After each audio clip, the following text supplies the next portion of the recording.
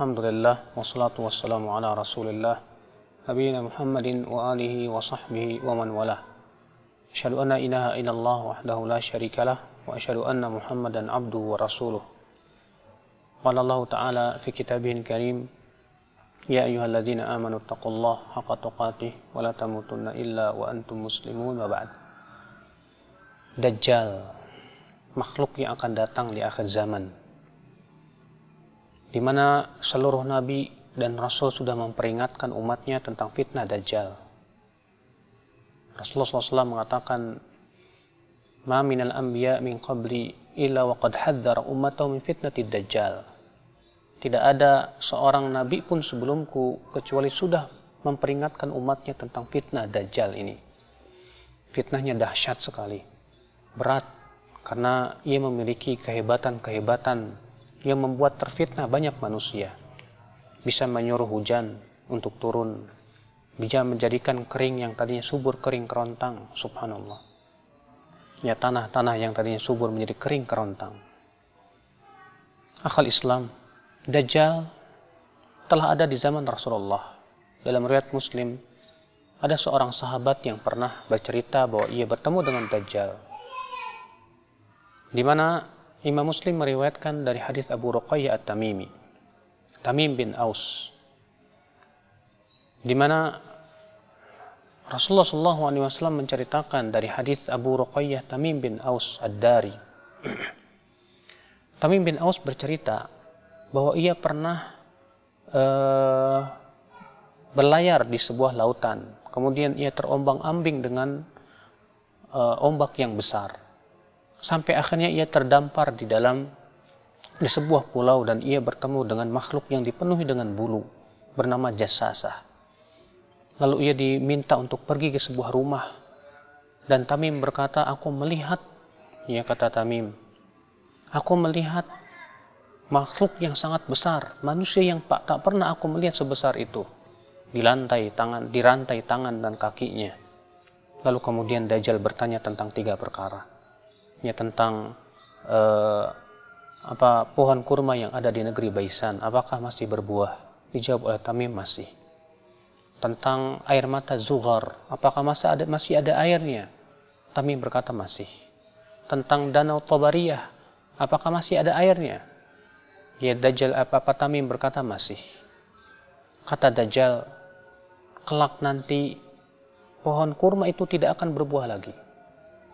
Dan kemudian mata air Zughar tidak akan ada lagi airnya. Demikian pula ya danau Tabariyah. Maka di saat itu kata Dajjal, aku akan keluar. Dan Rasulullah SAW mengabarkan kepada kita tentang sifat fisik Dajjal. Dajjal itu a'war, kata Rasulullah. Ya, matanya melihat sebelah, di mana mata yang sebelah kanan itu menyembul kal'inabit tafiyah, seperti anggur yang muncul. Subhanallah. Dan di jidatnya tertuliskan kafara, kafir, yang hanya bisa dibaca oleh orang-orang yang beriman kepada Allah saja. Oleh karena itu, ya akhal Islam, ya, hanya orang-orang yang diberikan keimanan oleh Allah, walaupun iman itu kecil atau sebesar biji sawi di hatinya, ia akan bisa melihat bacaan tersebut. Dajjal disebutkan oleh Rasulullah mempunyai kekuatan yang luar biasa, di mana ia berjalan secepat angin. Fitnahnya sangat agung. Ia bisa menyuruh awan untuk menurunkan hujan. Demikian pula tanah yang subur menjadi kering kerontang. Subhanallah. Bagaimana tidak besar fitnah seperti itu, ya akhi? Bila di zaman ini saja kita lihat orang yang banyak terfitnah oleh para dukun, oleh kuburan-kuburan, bagaimana dengan Dajjal nanti? Oleh karena itu Rasulullah mengabarkan bahwa pengikut Dajjal itu adalah orang-orang yang tidak faham tentang agama, orang-orang yang bodoh seperti orang Arab Badui, para wanita yang bodoh yang tidak mau mengikuti mempelajari agama Allah Subhanahu wa taala. Juga Rasulullah mengabarkan bahwa yang menjadi pengikut Dajjal itu kaum Khawarij. Ikhwatul Islam, kenapa mereka yang menjadi pengikut? Karena mereka orang-orang yang tidak pernah mau mempelajari agama Allah.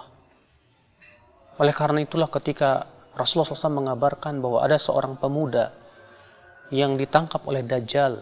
Disuruhnya si pemuda itu beriman kepada Dajjal, tapi pemuda itu menolak. Lalu digergajinya oleh si Dajjal itu sehingga menjadi dua belah.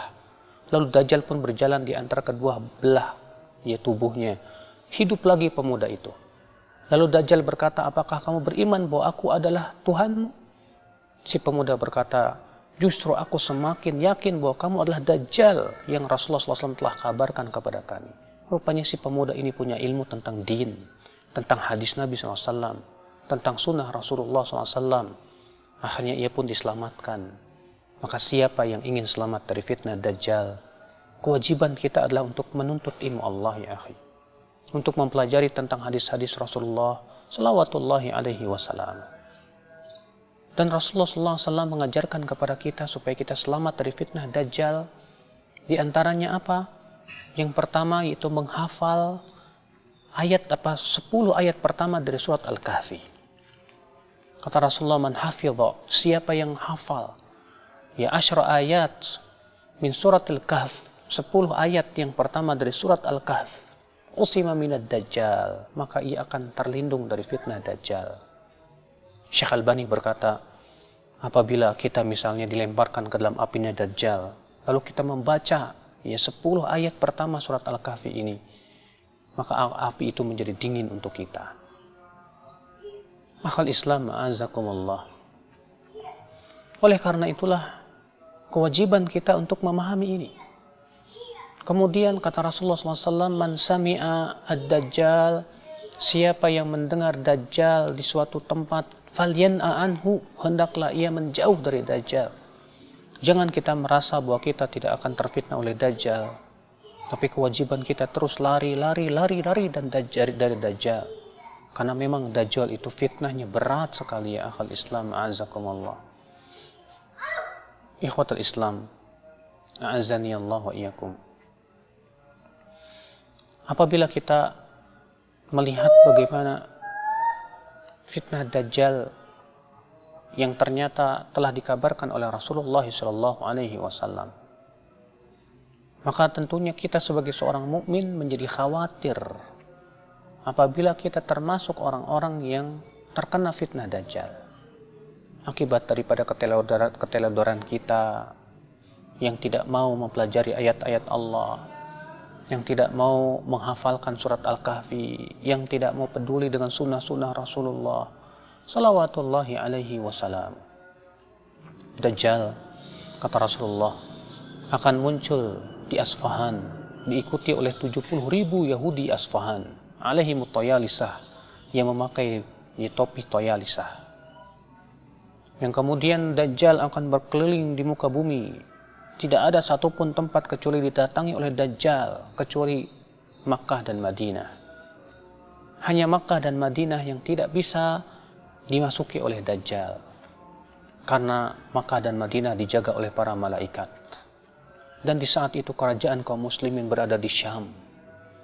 Di saat itu kemudian Allah pun izinkan Nabi Isa Al-Masih untuk turun ke Syam di sebuah masjid yang menaranya berwarna putih, manarah bayadha. Ya, beliau turun dengan mengendarai malaikat. Ya, seakan-akan kata Rasulullah, kharaja min Dimas, seakan-akan ia baru keluar dari kamar mandi. Kenapa? Karena rambutnya meneteskan air. Yang kemudian Nabi Isa alaihissalam sholat subuh di belakang Imam Mahdi, lalu mengumumkan perang bersama melawan Dajjal. Lalu kemudian ya terjadilah perang dahsyat antara pasukan Nabi Isa dengan Dajjal. Ya, di mana tidak ada satupun pepohonan dan bebatuan kecuali akan berkata, wahai mukmin, ini di belakangku Yahudi, bunuh dia, bunuh dia. Yang kemudian Nabi Isa pun berhasil membunuh Dajjal di sebuah tempat yang bernama Babul Lut. Itulah kisah Dajjal. Ia akan mati dibunuh oleh Nabi Isa Al-Masih alaihi salatu wassalam. Semoga kita termasuk orang-orang yang selamat dari fitnah Dajjal, akhi. Dan kita pun juga tentu ya berusaha terus untuk mempersiapkan diri dengan ilmu agama, dengan menghafal surat Al-Kahfi, dengan memahami tentang ya hadis-hadis fitnah Dajjal, Sehingga pada waktu itu kita termasuk orang-orang yang diselamatkan oleh Allah. Karena Dajjal hidup di dunia ini 40 hari. Ya, hari pertama seperti setahun, hari yang kedua seperti sebulan, hari yang ketiga seperti seminggu, dan hari-hari berikutnya sama dengan hari-hari yang lainnya. Subhanakallah bihamdik, asyhadu an la ilaha illa anta astaghfiruka wa atubu ilaik. Wassalamualaikum warahmatullahi wabarakatuh.